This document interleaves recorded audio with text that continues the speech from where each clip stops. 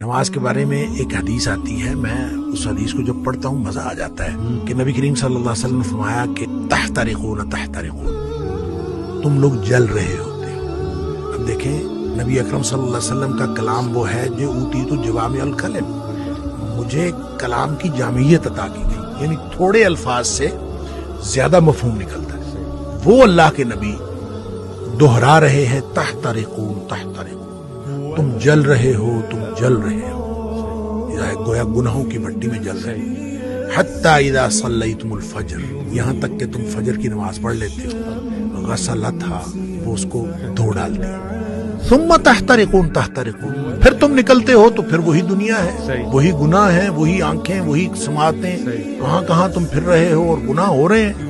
شکر ہے آگے ظہر کی نماز کا وقت آ جاتا ہے، حتی اذا صلیتم الظہر غسلتھا، تم ظہر کی نماز پڑھتے ہو اس کو دھو ڈالتے ہیں۔ یہاں اسی طرح نبی پاک صلی اللہ علیہ وسلم نے پانچوں نمازوں کا ذکر کیا، ثم تحترقون تحترقون، پھر تم گناہوں کی بھٹی میں جل رہے ہوتے ہو، آگے نماز آ جاتی ہے، غسلتھا، اس کو دھو ڈالتے ہیں۔ لیکن جب عشاء کی نماز کی بات کی نا تو آپ نے فرمایا کہ حتی اذا صلیتم العشاء غسلتھا، وہ اس کو دھو ڈالتی ہے۔ اس کے بعد آپ نے ثم تحترقون نہیں فرمایا، آپ نے فرمایا تو ثم تنامون، پھر تم سو جاتے ہو، پھر تم سو جاتے ہو، فرمایا پھر کچھ نہیں لکھا جاتا، یعنی پھر گویا وہ جو گناہ ہو رہے تھے وہ گناہ ختم ہو گئے۔ سوئے ہوئے کے آدمی کا تو کچھ نہیں لکھا جاتا، سوئے ہوئے سے قلم اٹھا لیا جاتا، تمہارے اوپر کچھ نہیں لکھا جاتا حتی تستيقظوا، جب تک تم جاگ نہ جاؤ۔ اچھا، اس کا مطلب یہ ہے کہ جو نہیں سویا عشاء کے بعد تو وہ تو تحترقون تحترقون ہو جائے گا۔ تو یہاں سے ایک بات، ایک مسئلہ نکلتا ہے کہ ہم جو عشاء کی نماز پڑھ کے جاگتے رہتے ہیں اور 11-12 بجے تک جاگتے رہتے ہیں، وہ ہم گناہوں کو سمیٹتے رہتے ہیں اور غسلتھا کیے بغیر سو جاتے ہیں، اتنا بڑا رسک لیتے ہیں۔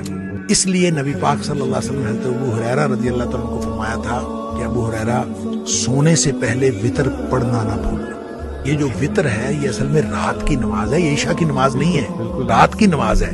تو جس شخص نے تو عشاء کے بعد فوراً سونا ہے وہ تو عشاء کے ساتھ پڑھ لے کہ اس نے سونا ہے اس کے بعد۔ تو جس نے نہیں سونا، رات 11-12 بجے تک جاگنا ہے، تو وہ پھر وتر نہ پڑھے، تاکہ وہ اپنے سونے سے پہلے وتر پڑھے۔ وہ جو جتنا کچھ تحترقون تحترقون ہوا ہو اس کو غسلتھا کر دے اور پھر آدمی سو جائے۔